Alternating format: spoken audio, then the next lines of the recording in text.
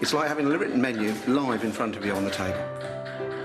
As most of the dishes have to be cooked from fresh, the scale of the task is beginning to dawn on Fonz. I don't think I've ever cooked so many different dishes at one time for so many people.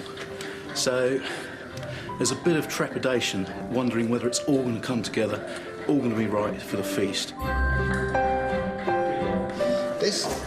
What started off as a really simple salad became one of those ideas. This came out of that first idea. What was their crest like? We were talking about, let's put a boar on the table, let's put a peacock on the table. And then there was, let's make a salad like the crest. Well, that's easily said. It's going to taste like an egg salad. Is that what it is? We're going to spit roast our venison and our boar. So we're going to bank up the fire behind, and that will grill the meat. But also we've got a fry on it, we've also got a boil on it, so we can alter the shape of our fire to our cooking needs. To spit roast all the meats in time for the feast, Alex and Fonz must get the main fire up to temperature as soon as possible. It's looking good, isn't it?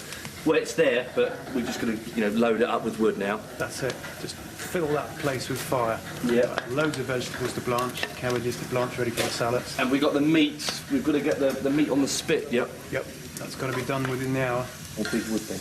One of the big things I've learned so far from this experience is the amount of preparation work that goes into every dish. Like today, ingredients are all about these sort of kind of things being thrown together in the kitchen. And I think because we've got food blenders, things that can just cut out all the hard work, we kind of take it for granted. Because in the Tudor period, dicing things really fine and having everything processed over such a long period by so many people, that's where the status is. So that's one thing that's really kind of dawned on me. This was a dynamic time for England. The merchant classes in the towns were flourishing. The old aristocracy found themselves under increasing pressure from families with newfound wealth. At Haddon Hall, the level of detail that went into every aspect of a feast was part of a deliberate attempt to send specific messages to its guests. So this is the top table. The two side tables are laid quite simply, but this one we're going to invest some time on. It's all part of this imagery of the Great Hall. Everyone dining here literally knows their place. The ones sat at the far ends are going to realise how far, not just in space, but in money they are from the man sat in the middle, sat behind this fantastic tapestry, on a table that isn't on the same level as everyone else. His table's lifted up on stones on something called the dais. So he's elevated already just by sitting higher than you, looking down on the rest of you. He's got the best light. He's got a thing called an oriel window to the one side, so the light cascades down on his table. The rest of you make do with what you can. And this table's going to get 3 tablecloths.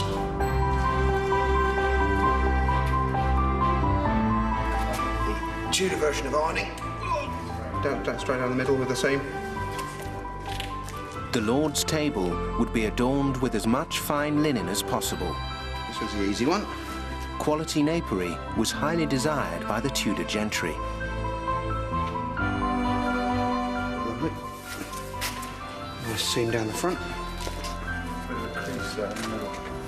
It's cloth, cloth, cloth. You're in a time when cloth is money. And the nicer cloth you have, the more money you must have, and the amount of cloth you have must show how much money you have. So it might just look like a white tablecloth as we walk into the room, but to your Tudor, you've got a really flash car here. With the presentation of food as important as its taste, the staff in the kitchen face a daunting challenge if they're to reach the high standards of upmarket Elizabethan cuisine. Not long now. What are we looking at? A couple of hours, is it? Couple of hours, yeah. At the moment, I'm just trying to knock up it's a tricolor salad with salmon, mushy peas and onions. But even that is requiring so much work. I have to dice the carrots. Alex is doing me some onions. I'm currently up to my elbows in peas. And, oh dear.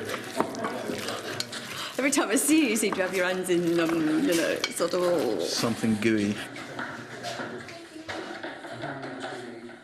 Before anything can be sent to table, each individual dish has to be carefully arranged. I'm just starting to dress the boar's head for the table. We lost a little bit of the skin off his nose when he came out of the cauldron. So I think I've got a bit of gelatine still. Might just sort of paint it over with gelatine and then stick something there to hide it.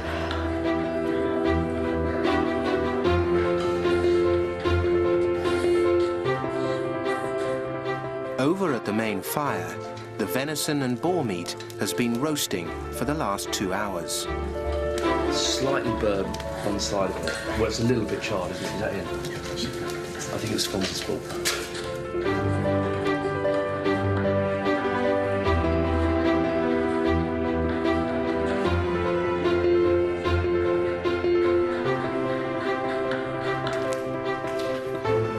Nowadays we'd stick this napkin on our lap to catch any food we drop, but that's not going to happen tonight because my diners know how to eat Tudor style, so they're going to put it up here on their left-hand shoulder. It looks a bit odd at first until you think about eating with your hands. It's perfect, just there for wiping and keeping the mouth clean. The term etiquette had yet to be invented. The Tudor equivalent was courtesy, a belief that a well-mannered lady or gentleman should behave in a way that demonstrated their superior upbringing. Anyone able to eat in a great hall like this will have grown up with good manners. And luckily for us, the manners books still survive to teach us what those good manners were. Sat here at the high table, before the meal even starts, I'm going to have my hands washed. Servants are going to bring me a bowl of warm water, maybe some soap, and I'll put my hands out and have my hands virtually washed for me, part of status. Anything that can't be eaten with a spoon, and I've got a gorgeous gold one here for his lordship, you're going to need your knife, because you're supposed to cut it up into what they called fair gobbets. It's a lovely word. It just means mouth-sized pieces. So a piece of lovely roasted meat is picked up with the fingers and the knife, put onto this tiny little plate, the trencher, and cut up into pieces so that you can then put your knife down, clean everything with your napkin. So if we get our meal just how it should be tonight, it should be the height of good manners.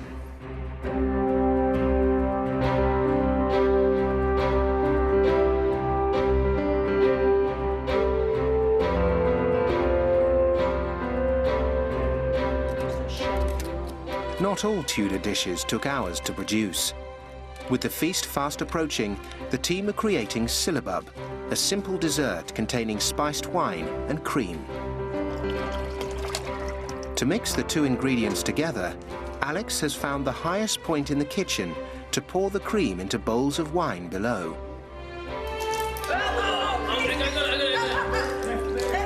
The sort of wine curdles cream a little bit. It's sort of semi-set, so you get sort of like flavoured, creamy wine with a sort of bubbly texture. It's dead nice. 2, 3, go! Yep.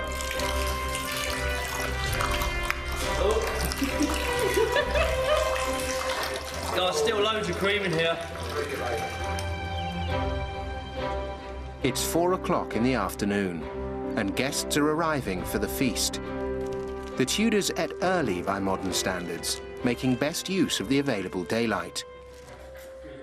The team need to be ready to serve in only an hour's time.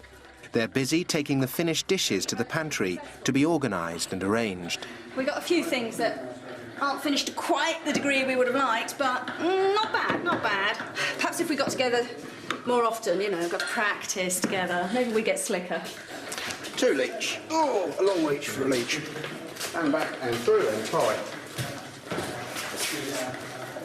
So far, so good. Pretty much everything has gone to plan. Yeah. The only thing we've had a problem with the spit roast. Yeah.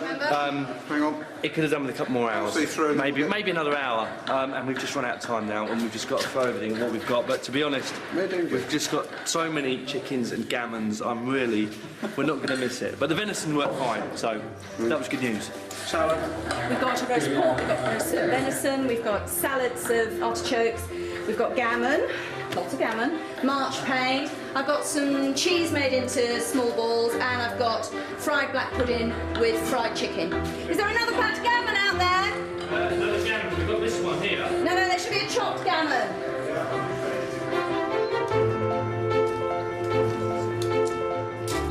After 3 days of hard graft, the team are finally ready to start serving the food. But before any dishes are sent to the Great Hall, the men must change into their livery uniforms. Throw that over your right shoulder, and like that. Yeah, hand on belly, something like that. Yeah. I might just have to stand around doing nothing for a while. Okay, well, right. Should we get dishing up then? Yeah. Female servants weren't permitted to serve food to guests. Male staff, on the other hand, were expected to be well presented.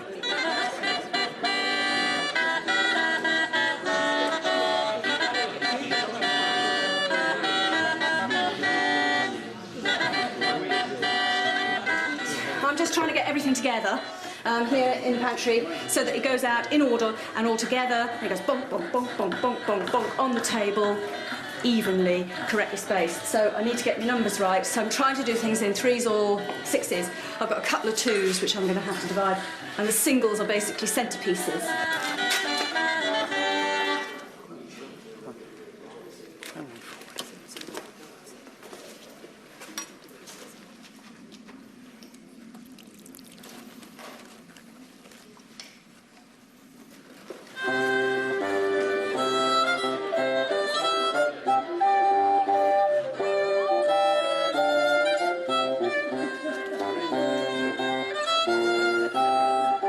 As the centrepiece for the Lord's table, Ruth's peacock pie is the first dish served. To add to the spectacle, the original recipe suggests the bird should be spitting fire from its beak.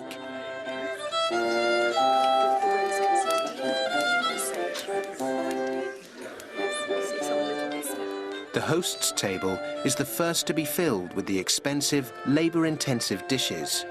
Courses as such didn't really exist at this point. You have removes. So you fill the table with food, and then when everybody's finished eating it, you remove it, and that's one remove. And then you fill the tables again, and usually it's no more than 2 removes. It's very unusual to go for 3. The side tables are the next to be served. They're given a cheaper, more basic selection.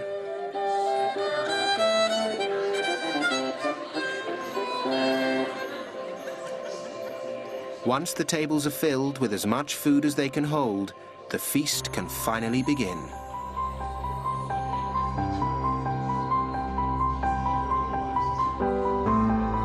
It has taken our team 3 long days to prepare all the food and dishes in the style of the period. Now, all their hard work in the kitchen is disappearing in front of them. For Ruth, it is a brief yet satisfying glimpse into a distant past. I don't think we've done too bad, really. I think it's something quite like I imagined a Tudor feast to be. It's pretty gutsy stuff with this real powerful understanding and use of good meat and good vegetables. I don't think there was a lot of prudery in the 1590s. I think people were fairly living life to the full. You know, it might go like that. Life is short, you make the most of it. As the final dish, Ruth's iced and gilded marchpane is presented at the Lord's table. For our team, employment at Haddon Hall has come to an end. As the revelries continue long into the evening, for the first time in over 4 centuries, this great hall is once again alive to the sights and sounds of a Tudor feast.